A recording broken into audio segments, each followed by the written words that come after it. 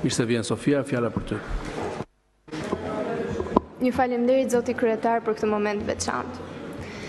Të nderuar zonja dhe zotrinj, unë quhem Sofi Gjafo dhe jam nxënëse në klasën e 9 në shkollën publike Naim Frashëri këtu në Tiranë.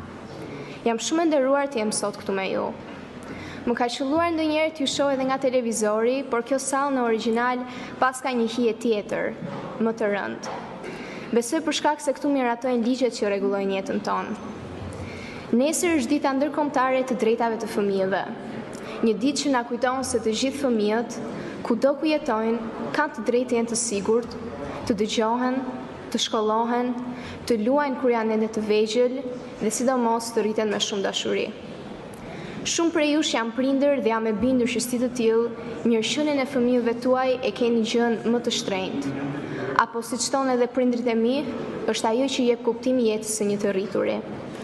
Ndaj më lejoni që edhe në emër të gjithë fëmijëve të vendit tonë, t'ju kërkoj shumë modestisht që kur punoni çdo ditë të mendoni edhe për ne, për të ardhmen tonë, për ëndrat që kemi dhe për çdo fëmijë që ka nevojë për ndihmë dhe mbrojtje.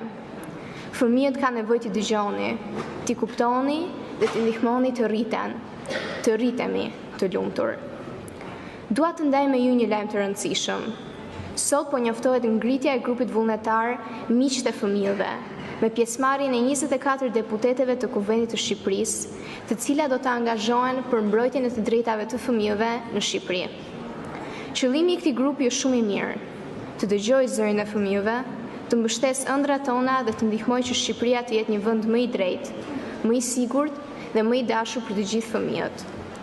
Na duhet ndihma juaj që çdo fëmijë të ketë një të ardhme më të mirë këtu, në mënyrë që prindrit e tij të duan ta ndërtojnë të ardhmen në Shqipëri.